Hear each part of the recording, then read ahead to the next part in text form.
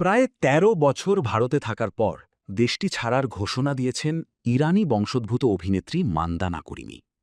সামাজিক যোগাযোগ মাধ্যমে প্রকাশ করা এক আবেগঘন ভিডিও বার্তায় তিনি বলেন, আমি কোনোদিন ভাবিনি আমাকে বলতে হবে বিদায় ভারত।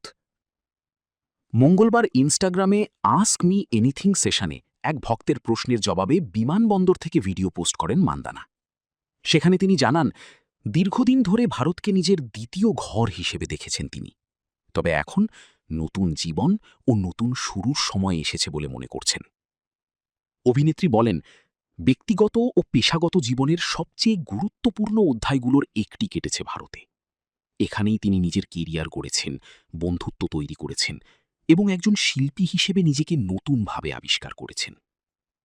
সম্প্রতি ইরানের রাজনৈতিক ও সামাজিক পরিস্থিতি নিয়ে প্রকাশ্যে মন্তব্য করেও আলোচনায় ছিলেন মান্দানা করিমি।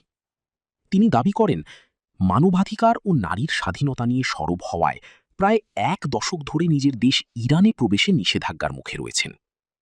তার ভাষায়, ইরান আমার ঘর, কিন্তু আমার অবস্থান ও কণ্ঠস্বরের কারণে সেখানে ফিরতে পারছি না।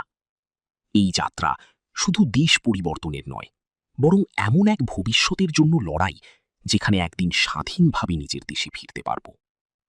চলতি বছরের মার্চে ইরানের সর্বোচ্চ ধর্মীয় নেতা আয়াতুল্লাহ আলী খামেনির মৃত্যু নিয়ে সামাজিক যোগাযোগ মাধ্যমে প্রতিক্রিয়া জানিয়ে ব্যাপক আলোচনায় আসেন তিনি। মান্দানা আরও বলেন, বর্তমানে ইরানের পরিস্থিতি আরও কঠোর হয়ে উঠেছে।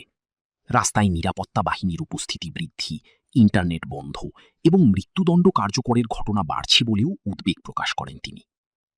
ভারত ছাড়ার ইঙ্গিত তিনি এর আগেও দিয়েছিলেন। নিরাপত্তাজনিত শঙ্কা ও প্রাণনাশের হুমকির কথা উল্লেখ করে তিনি জানিয়েছিলেন, দীর্ঘদিন ধরে মানসিক চাপে ভুগছিলেন।